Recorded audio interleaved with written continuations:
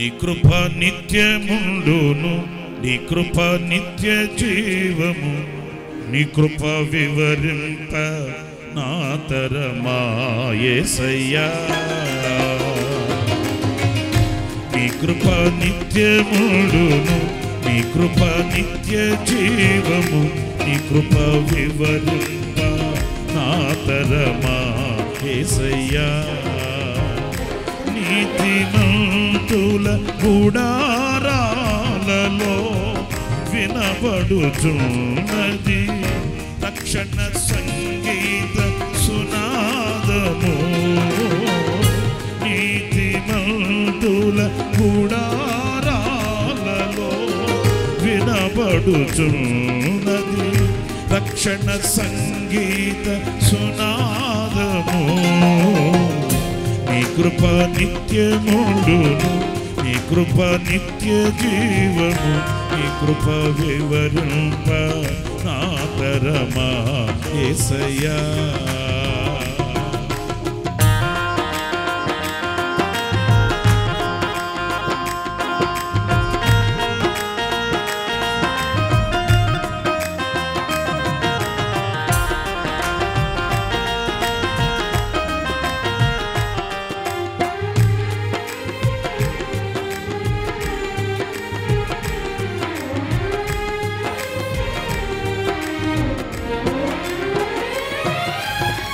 శృతి ఉన్న పాటలకు విలువలు ఉన్నట్లే కృతజ్ఞతనిచ్చావు, కృపలో నిలిపావు.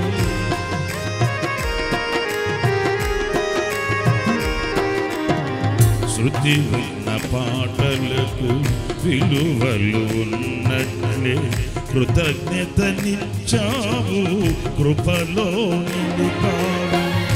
కృంగిన వేళలో నన్ను లేవనెత్తిన చిరునామా నీవేగా. కృంగిన వేళలో నన్ను లేవనెత్తిన చిరునామా నీవేగా. నీ కృప నిత్యముండును, నీ కృప నిత్య జీవము, నీ కృప వివరింప నా తరమా యేసయ్యా.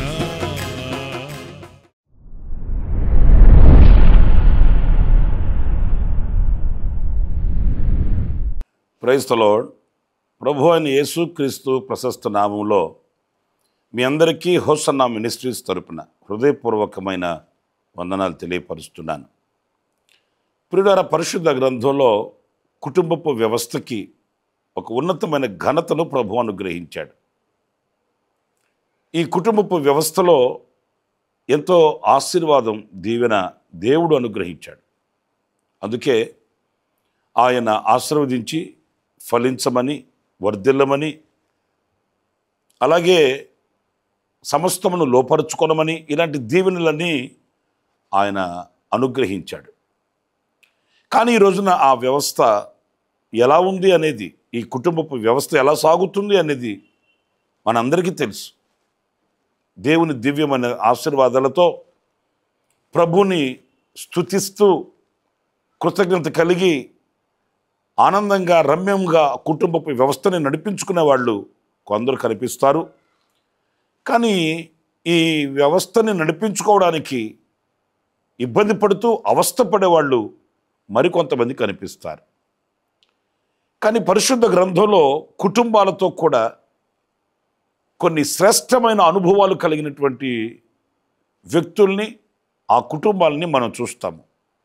ఒకవేళ ఈ కుటుంబాలతో మన కుటుంబాలని సరిపోల్చుకొని చూసినప్పుడు సరిదిద్దుకొనవలసినవి ఏవైనా ఉంటే వాటిని సరిచేసుకోవడం శ్రేష్టమైనవి అనేది నేను భావిస్తూ ఉన్నాను. పరిశుద్ధ గ్రంథంలో మీకు ఒక కుటుంబాన్ని పరిచయం చేస్తాను. అది కొర్నేలు యొక్క కుటుంబాన్ని నేను మీకు పరిచయం చేస్తున్నాను. చూడండి, ఆ కుటుంబము అన్నప్పుడు చాలామంది ఉంటారు. భార్య, భర్త వారు మాత్రమే కాకుండా పిల్లలు ఉంటారు, వారిలో చిన్నవాళ్ళు, పెద్దవాళ్ళు ఉంటారు. ఆ కుటుంబం అంతటిలో ఒకే అనుభవం కలిగి ఉండడం అనేది చెప్పుకోదగ్గ విషయం అండి. ఎందుకంటే మనం చూస్తున్నాం కదండి, కొందరు అలా ఉంటే కొందరు ఎలా ఉంటారు. పిల్లలు ఒక విధంగా ఉంటే తల్లిదండ్రులు మరొక విధంగా ఉంటారు. భార్యాభర్త వాళ్ళిద్దరిలో కూడా ఒకరు మరొక విధంగా ఉంటే వీళ్ళు మరొక విధంగా ఉంటారు. పొసకని అనుభవాలు, లేక కలిసి ఉండలేని, కలిసి నడవలేని, కలిసి ముందుకు వెళ్ళలేని అనుభవాలు ఎన్నో కుటుంబ వ్యవస్థలో మనం చూస్తున్నామండి.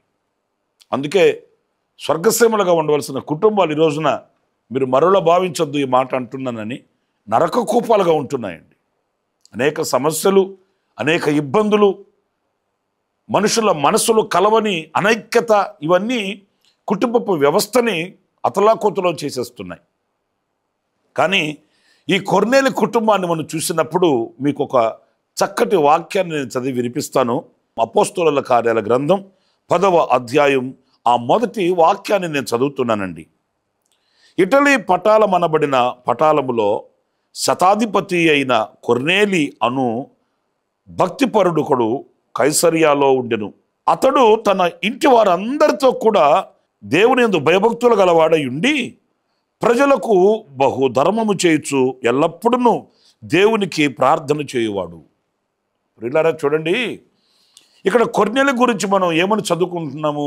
ఇంటి వారందరితో కూడా దేవుని యందు ఎంతో భయభక్తులు కలిగిన వాడంట. ఒకసారి మీరు ఆలోచించండి, ఇంటి వారందరినీ ఈ భయభక్తులు కలిగిన వారుగా నడిపించుకోవడం అనేది ఎంత శ్రేష్టమైన అనుభవమో మీరు చూడండి.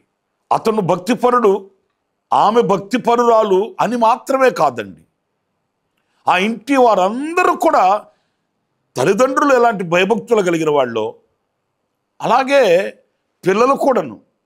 పిల్లలు ఎంత భయభక్తులు కలిగిన వాళ్ళో అలాగే తల్లిదండ్రులు కూడాను. ఆ ఇల్లు లేక ఆ కుటుంబం అంతయు కూడా.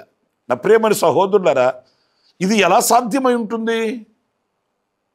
ఇది ఎలా వాళ్ళు సాధించి ఉంటారు? ఎలా ఆ కుటుంబాన్ని అలవర్చుకొని ఉండుంటారు అని అంటే, అది ఏదో అన్ఎక్స్పెక్టెడ్గా లేక తటస్థంగా అప్పటికప్పుడు వచ్చేది కాదండి. భక్తి అనేది ఏదో కొంతకాలం కనపరిచేది కాదు, లేకపోతే ఇంతకాలం అని పరిమితి పెట్టుకునేది కాదు. భక్తి అనేది ఒక సీజనల్గా చేసేది కాదండి. అది మన అంతరంగంలో కలిగే దేవుని మీద ఉండవలసిన ఒక మక్కువ, ఆ ప్రేమ, ఆప్యాయత, ప్రభుని ప్రేమించిన ఆ ప్రేమలో ఉన్న అనుభవం అండి ఆ భక్తి. ఈ రోజున కొన్ని కుటుంబాలకు వెళ్ళి మనం చూస్తే భక్తికి తావే కనిపించదు. ఆ కుటుంబాలలో అన్ని సదుపాయాలు ఉంటాయి, సౌకర్యాలు ఉంటాయి. మన దేశంలోనివే కాదు, ఇతర దేశాలలో నుంచి తీసుకుని వచ్చిన విలువైనటువంటి సామాగ్రి పేర్చుకొని ఉంటారండి. సదుపాయాలు అంటారా? ఇక నేను మీకు కొత్తగా చెప్పాల్సిన అవసరం లేదు. ఇతర దేశాలలో నుంచి ఎక్కడి నుంచో ఖర్చు పెట్టి కష్టపడి సామాగ్రిని కూర్చుకొని ఉంటారు. కానీ ఉండవలసిన భక్తి, దేవుని ఎడల ఉండవలసిన భక్తి ఏమైనా ఉందా అని వెతికితే మన భూతద్దం పెట్టినా కూడా కనిపించదండి.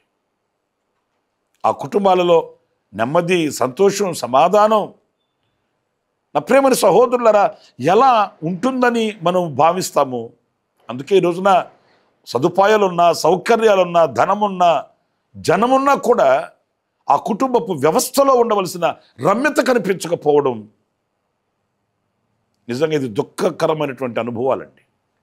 నా ప్రియులరా, దేవుని వాక్యంలో కొర్నేలి కుటుంబం యెహోవా యందు, దేవుని యందు భయభక్తులు కలిగిన కుటుంబము అనేది మనం ఇక్కడ చూస్తున్నాము. మరి ఈ రోజున మన కుటుంబాన్ని ఈ కొర్నేలి కుటుంబంతో పోల్చుకొని చూసినప్పుడు మనము, మన పిల్లలు, మనము, మన కుటుంబంలో ఉన్న వ్యక్తులు ఎంతవరకు భయభక్తులు కలిగి ఉంటున్నారు అనేది మనం విమర్శించుకోవలసిన విషయం అండి. మరొక విషయాన్ని కూడా నేను మీకు జ్ఞాపకం చేస్తాను. అపోస్తలుల కార్యాల గ్రంథం 18వ అధ్యాయం 8వ వాక్యంలో ఆ సమాజ మందిరపు అధికారి అయిన క్రిస్పు తన ఇంటి వారందరితో కూడా ప్రభువునందు విశ్వాసం ఉంచెను. చూసారండి, ఇవన్నీ కొన్ని మనకు వింతగా అనిపిస్తాయండి. ఎందుకంటే కుటుంబంతో కూడా, కుటుంబంలో ఉన్న వారందరితో కూడా ప్రభునందు విశ్వసించిన వాడంట, విశ్వాసము గలవారంట. ప్రియమైన వారలారా, విశ్వాసము అనేది వ్యక్తిగతము, ఇంకా చెప్పాలంటే అంతరంగికంగా కలిగే భావన. అది మన హృదయంలో కలిగే భావన అది. దేవుని మందిరంకి వెళ్ళాలి అనంటే కదిలి వెళ్తారు, లేక అది ఒక క్రమానికి సంబంధించింది, గుర్తుపట్టవచ్చు మనం. కానీ విశ్వాస సంబంధమైన బ్రతుకుని ఎలా గుర్తుపట్టగలము అనంటే పరిశుద్ధ గ్రంథం ఆ కుటుంబాన్ని గురించి సాక్ష్యం ఇస్తుంది. ఆ ఇంట్లో ఉన్న వారందరూ విశ్వాస సంబంధమైన వ్యక్తులట, ప్రభునందు విశ్వాసము గలవారట. అంటే ప్రతిదీ కూడా ప్రభునందు విశ్వాసం నుంచి పొందుకోవడం. ఏది అడుగుతున్నామో, ఏది ప్రార్థిస్తున్నామో, ఏది దేవుని సన్నిధిలో అంగలార్చి మొరపెట్టుకుంటున్నామో దానిని విశ్వాసము వలన పొందుకోవడం అనేది ఆత్మీయునికి ఒక ఘనత అండి. ఏదో బైబిల్ చదవచ్చు కాదనట్లే, మరి బైబిల్ చదివిన సందర్భాన చదివిన వాక్యాన్ని విశ్వసించగలమా? ప్రార్థన చేయొచ్చు మనం కాదనట్లే, కానీ చేసిన విషయాల్ని విశ్వసించి పొందుకోగలమా? ఇవన్నీ ఆధ్యాత్మికమైన విలువల్ని చూపిస్తాయండి. ఇవి అందరికీ కలిగేవి కావు, ఇవి అందరికీ లభ్యమయ్యేవి కావు. ఇవి ఆత్మీయులైన వారి గుండెల్లో ఉండే ఒక ఉన్నత స్థానాలండి. మీరు ఆలోచించండి, ఆ ఇంటి వారందరూ ప్రభునందు విశ్వాసము గలవారు అన్నప్పుడు వాళ్ళ ఆధ్యాత్మికమైన విలువలు ఎలా ఉన్నాయి? నిజమే, ఈరోజున మన కుటుంబపు వ్యవస్థలో ఈ విశ్వాస సంబంధమైన విజయం కనబడాలండి. విశ్వాసం ఎప్పుడు కూడా మనకు విజయాన్ని కలుగు చేస్తుంది. విశ్వసించువాడు కలవరపడడు, విశ్వసించువాడు అపజయాల పాలు కాడు, విశ్వాసముంచువాడు ఎన్నడూ కూడా వెనక్కి తిరిగి చూడడు, అతడు ముందుకు సాగి వెళతాడు, కోరిన రేవుకి చేరుకోగలుగుతాడు. మరి ఈరోజున మన కుటుంబంలో ఉన్న వ్యక్తుల్ని కాస్త మీరు పరిశీలించి చూడండి. విశ్వాసులుగాను విశ్వాస సంబంధమైన బ్రతుకుతున్న వారుగా కనబడుతున్నారా, లేకపోతే విశ్వాసానికి సంబంధం లేకుండా విశ్వాసి అని పేరు పెట్టుకొని తిరుగుతున్నారా అనేది మనం ఆలోచించవలసిన విషయం అండి. ఆ ఇల్లు విశ్వాసులతో కూడా నిండినది ఆ కుటుంబము అనేది ఈ వాక్యంలో మనం గుర్తిస్తున్నాము. మరొక విషయాన్ని కూడా నేను మీకు జ్ఞాపకం చేస్తాను. అపోస్తుల కార్యాల గ్రంథం 16వ అధ్యాయం 14వ వాక్యాన్ని నేను చదువుతున్నానండి. అప్పుడు లూదియా అనబడిన దైవభక్తి గల ఒక స్త్రీ వినుచుండెను. ఆమె ఊదారంగు పొడిని అమ్ము తుయతైర పట్టణస్థురాలు. ప్రభు ఆమె హృదయమును తెరచెను గనుక పౌలు చెప్పిన మాటలు యందు లక్ష్యముంచెను. ఆమెయు ఆమె ఇంటి వారును బాప్తిస్మము పొందినప్పుడు. ఇప్పుడు చూసారండి, లూదియా అనబడిన ఒక స్త్రీ కుటుంబాన్ని గురించి, ఆమె ఇంటిని గురించి మనం చదువుతున్నాము. ఆమె దేవుని మాటలు వినిందంట, ఆమె హృదయం తెరవబడిందట. ఇప్పుడు ఆమెను గురించి వ్రాయబడిన మాట, ఆమెయు ఆమె ఇంటి వారందరూ కూడా బాప్తిస్మము పొందిరి. అంటే ఆమె విని ఆమె హృదయం తెరవబడింది. ఆమె ఘనమైన సాక్ష్యమును బట్టి ఆమె తన ఇంటిని ఆధ్యాత్మికంగా మలుచుకొనిన వ్యక్తిగా కనిపిస్తుందండి. బహుశా నేను అనుకుంటాను, ఆమెకు కలిగిన అనుభవాలు ఆమె తన ఇంటి వారందరితో సుస్పష్టంగా వివరించి ఉండవచ్చు. వాక్యం ఆమె హృదయంలో ఏం తీసుకుని వచ్చింది, వాక్యము ద్వారా ఆమె హృదయంలో ఏం జరిగింది, వాక్యము ద్వారా ఆమెలో కలిగిన ఆ పెను మార్పుని ఆమె తన ఇంటి వారితో చెప్పుకొని ఉండవచ్చు. ఆ విషయాన్ని విన్న వారందరూ కూడా బాప్తిసానికి సిద్ధపడినట్లు వాక్యం సెలవిస్తుందండి. మీరు ఆలోచించండి ప్రియమైన దేవుని బిడ్డలారా, కుటుంబానికి యజమానురాలుగా ఉన్నవాళ్ళు వారు పొందిన అనుభవాల్ని ఈరోజున కుటుంబీకులకు వివరించగలిగిన స్థితిలో ఉన్నారంటారా? ఈరోజు మన ఇంట్లో ఉన్నటువంటి వారికి మనము దేవుని యొద్ద పొందిన అనుభవాల్ని, అనుభూతిని, ఆశీర్వాదాల గురించి వివరించగలిగినటువంటి ఆ ఉన్నత ఆధ్యాత్మికమైన విలువలు కలిగిన వ్యక్తులుగా ఉంటున్నారా? లేదండి. మీరు ఇశ్రాయేలీయుల యాత్రలో కూడా మీరు గమనించినప్పుడు దేవుడు నిబంధన మందసంలో ఆజ్ఞలు కలిగిన పలకల్ని, మన్నా పాత్రని, చిగురించిన అహరోను చేతికర్రని వీటిని ఆ మందసంలో ఉంచమని చెప్పాడు. ఎందుకు అనంటే నీ పిల్లల పిల్లలు తరతరాలు వాటిని గుర్తించాలి. అరణ్యంలో నడిపించబడుతున్నప్పుడు మా పితరులు ఏ ఆహారం చేత వాళ్ళు పోషింపబడ్డారు, దేవుడు వారికి ఇచ్చిన ఆజ్ఞల యొక్క అనుభవాలు ఏంటి, దేవుడు ఒక వ్యక్తిని చిగురింప చేసినప్పుడు, ఎన్నుకొనబడినప్పుడు అనుభవాలు ఎలాగా ఉంటాయి, ఇవన్నీ జ్ఞాపికగా ఉండినట్లు నిబంధన మందసంలో వాటిని పెట్టి వాటిని తీసుకుని వెళ్ళమన్నాడు. నిజమే, ఏదో మనం అనుభవిస్తున్నాము, దేవుని ఆశీర్వాదాలు పొందుకుంటున్నామని కాదండి. మనము మన కుటుంబాలకు ఒక మార్గదర్శకంగా, కుటుంబంలో ఉన్న యజమానులైన వాళ్ళు పిల్లలైన వాళ్ళకి దైవ కార్యములను గురించి వివరించగలిగినటువంటి వ్యక్తిత్వం కలిగిన వారిగా నిలవాలి. అప్పుడే ఆ కుటుంబం ఒక ఆశీర్వాదానికి నిలయంగా ఉంటుంది, దీవెనకు నిలయంగా ఉంటుంది, దేవుని కృపకి యోగ్యమై ఉంటుంది. అలా కాకుండా ఏదో లోకాన్ని సంపాదించుకోవడం, లోకంలో ఉన్న వాటిని కూడగట్టుకొని మూటగట్టుకొని మిగలబెట్టుకోవడం, ఈ లోకంలో ఉన్న వాటి కొరకే ప్రయాసపడి ప్రాకులాడడం, ఇంతవరకే కుటుంబాలలో ఈరోజు నా అనుభవాలు నిలిచి ఉంటే అది లోక సంబంధమైన కుటుంబమే అవుతుంది, కానీ దైవ సంబంధమైన కుటుంబం కాదు అనే విషయాన్ని మనం గుర్తించాలండి. ఆఖరిగా మరొక్క విషయాన్ని కూడా నేను మీ ఎదుట పెడుతున్నాను. అపోస్తలుల కార్యాల గ్రంథంలోనే 16వ అధ్యాయం 34వ వాక్యాన్ని చదువుతున్నానండి. మరియు అతడు వారిని ఇంటికి తోడుకొని వచ్చి భోజనము పెట్టి దేవుని యందు విశ్వాసం ఉంచిన వాడై తన ఇంటి వారందరితో కూడా ఆనందించెను. ప్రియమైన సహోదరులారా చూడండి, తన ఇంటి వారందరితో కూడా ఆనందించెను అంటే ఆ ఇంటి వారందరికీ ఒక ఆనందం. ఈ రోజున ఈ అనుభవాలు ఎక్కడ కనిపిస్తున్నాయి?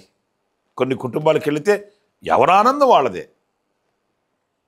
ఇంటి వారందరూ కలిసి ఓ విషయంలో ఇంటి వారందరూ కలిసి ఆనందించి సంతోషించి గంతులు వేసి అలాంటి అనుభవాలు ఈ రోజున మచ్చుకనే కనిపించట్లేదండి. ఎవరి ఆనందం వాళ్ళదే. ఇంట్లో ఒక 5 మంది ఉంటే, ఒక నలుగురుంటే, ఒక ముగ్గురుంటే ముగ్గురు మూడు దారులు అయిపోతున్నారు, నలుగురుంటే నలుగురు 4 దారులు అయిపోతున్నారు. ఎవడి దారి వాడది, ఎవడి ఆనందం వాడది, ఎవడి పిచ్చి వాళ్ళది అన్నట్లుగా కనిపిస్తున్నారండి. రే బాబు ప్రార్థన చేసుకుందాం, ప్రార్థనలో కూర్చుందాం రండ్రా అని పిలిస్తే వాళ్ళు ఏమంటారు? మీరు చేసుకోండి ప్రార్థన. మరి వాళ్ళకి అవసరం లేదండి, వాళ్ళకి వేరే అవసరాలు ఉన్నాయండి. భార్య భర్తను పిలిచింది అనుకోండి, ప్రార్థనలో కూర్చుందామండి, ప్రార్థన చేద్దామండి అన్నామనుకోండి, ఆయన ఏమంటాడు? నాకు కొంచెం వర్క్ ఉంది కానీ నువ్వు ప్రార్థన చేసుకునిరా అంటాడు. మరి ఆయనకు అవసరం లేదా? ఒకవేళ భర్తే పిలిచాడు అనుకోండి భార్యని, ప్రార్థన కూర్చుందాం, కాసేపు ప్రార్థనలో ఉందామని, ఆమెకి చాలా కార్యక్రమాలు ఉంటాయి, బిజీ అండి. ఈ రోజున ఎవరి ఆనందం ఎక్కడ ఉంటుంది? ఎవరి ఆనందం ఎవరు పంచుకుంటున్నారండి? కానీ దైవ సంబంధమైన కుటుంబాలలో ఉండవలసిన ఆధ్యాత్మికమైనటువంటి అనుభవాలు అలాంటివి కాదు. ఆ ఇంటి వారందరితో కూడా ఇంటి వారందరూ కలిసి ఆనందించే ఒక శ్రేష్టమైన అనుభవం అండి. నా ప్రేమని సహోదరులారా, స్వర్గసీమగా ఉంటాయి కుటుంబాలు. దైవ దీవెనకు నిలయాలై, దైవ దీవెనకు ప్రతిరూపాలై కనబడతాయి కుటుంబాలు. కుటుంబపు వ్యవస్థ అనేది చాలా శ్రేష్టమైంది, ఉన్నతమైంది, దేవుడు నియమించినది. నేను ఒక వివాహ కార్యక్రమానికి వెళితే అక్కడ ఒక అతను చెప్తున్నాడు, సాగరాన్ని ఈదొచ్చేమో కానీ సంసారాన్ని ఈదలేమండి అట్లని. నేను నవ్వుకున్నానండి. ఎందుకంటే అంత కష్టతరమైన దాన్ని దేవుడు మన భుజస్కంధాల మీద పెట్టాడా? కాదు. మరి సముద్రాన్ని ఈదొచ్చు కానీ సంసారాన్ని ఈదలేనంటాడేంటి? అంటే ఎలా ఈదాలనో, ఎలా నడిపించాలనో, ఎలా పోషించుకోవాలనో అనేది తెలియలేదు తనకి. ఎందుకంటే కుటుంబాన్ని ఎలా నడిపించుకోనవలెనో వ్రాయబడి ఉన్న బైబిల్ పరిశుద్ధ గ్రంథాన్ని చదివితే కదా, కుటుంబాన్ని ఎలా పోషించి, ఎలా నడిపించి, ఎలా సంరక్షించి, ఆ కుటుంబపు వ్యవస్థని ఎలా స్వర్గసీమగా మలుచుకోవాలనో పరిశుద్ధ గ్రంథంలో వ్రాయబడి ఉంది. పరిశుద్ధ గ్రంథ వాక్యాన్ని చదివితే ఈదలేను కాదు, ఎలా ఈదగలవో వాక్యం సెలవిస్తుంది. కనుక దేవుడిచ్చిన కుటుంబపు వ్యవస్థని మనం ఎలా నడిపించుకుంటున్నాం, ఎలా దానిని దీవెనకరంగా నిలుపుకోగలుగుతున్నాము, ఆ కుటుంబం ఎలా సాగుతుంది అనేది మనల్ని మనం విమర్శించుకోవలసిన విషయం, మనల్ని మనం సరిచూసుకోవలసిన విషయం దేవుని వాక్యం ఎదుట. ఒకవేళ ఈ చెప్పబడిన వాక్యాలతో మన కుటుంబాలు సరిపోల్చినప్పుడు ఏదైనా లోటు కనబడితే ఈ వాక్యం వింటున్నప్పుడే నా ప్రియమైన సహోదరులరా సరిచేసుకొని దైవ కృపకు పాత్రులమై మన కుటుంబాలని దైవ సంబంధమైన కుటుంబాలుగా మలచుకుందాము. దేవుడు అలాంటి కృప మనందరికీ అనుగ్రహించుగాక. తలలు వంచండి, చిన్న ప్రార్థన చేస్తాను. జీవాధిపతి అయిన ప్రభువా, మీకు వందనాలు చెల్లిస్తున్నాను. నాయనా, కుటుంబము అనేది ఎంత ఆశీర్వాదకరమైనదో మీరే నియమించారు, మీరే స్థాపించారు. కానీ ఈ రోజున ఆ కుటుంబాలలో కలతలు, కన్నీళ్లు, ఆవేదనలు, ఆక్రందనలు, అభ్యంతరాలు ఎన్నో కుటుంబపు వ్యవస్థను కుదిపేస్తున్నాయి. హృదయాలలో నెమ్మది లేక, సంతోషం లేక, సమాధానం లేక అల్లాడిపోతూ తల్లడిల్లిపోతున్న ప్రజలు కనిపిస్తున్నారు. ఇదిగో వాక్యమందు మేము చదివిన రీతిగా కుటుంబాలలో ఉండవలసిన అనుభవాల్ని మా కుటుంబాలను సరిపోల్చుకొని సరిదిద్దుకోవడానికి సహాయం చేయమని, కొర్నేలు కుటుంబం వలె భయభక్తులు కలిగి, క్రిస్పా కుటుంబం వలె విశ్వాసము కలిగి, నాయన లూదియా కుటుంబం వలె బాప్తిస్మమును పొంది, నా తండ్రి ఆ జైలు అధికారి కదా కుటుంబపు అందరితో కూడా కలిసి ఆనందించినట్లుగా ఆనందదాయకమైన అనుభవాలలో ముందుకు వెళ్ళడానికి కుటుంబాలకి మీరు కృప చూపించమని, ఎంతమంది ఈ రీతిగా ఉండాలని ఆశించి కోరుకుంటున్నారో, ప్రార్థిస్తున్నారో, ఇదిగో తమ కుటుంబాలు ఎలాగా స్వర్గసీమలుగా ఉండాలని మొరపెట్టుకుంటున్నారో వారిని, వారి కుటుంబాలలో ఉన్న ఒక్కొక్కరిని మీ పాదపద్మానికి అప్పగిస్తున్నాను. దీవించి ఆశీర్వదించి మహిమ మీరు పొందుకొనమని యేసు నామములో ప్రార్థించి వేడుకొనుచున్నాను తండ్రి. ఆమేన్, ఆమేన్. ప్రభు మిమ్మల్ని ఆశీర్వదించి దీవించునుగాక. విశేషమైన కృప నా దేవుడు మీకు సమృద్ధిగా అనుగ్రహించుగాక. ఆమేన్. అనుదిన కృపాను సందేశముల కొరకు, ఇంకా మరిన్ని ఆత్మ సంబంధమైన సందేశాల కొరకు ఈ మా యూట్యూబ్ ఛానల్ ను సబ్స్క్రైబ్ చేసుకోండి. Pastor Ramesh hosanna ministries.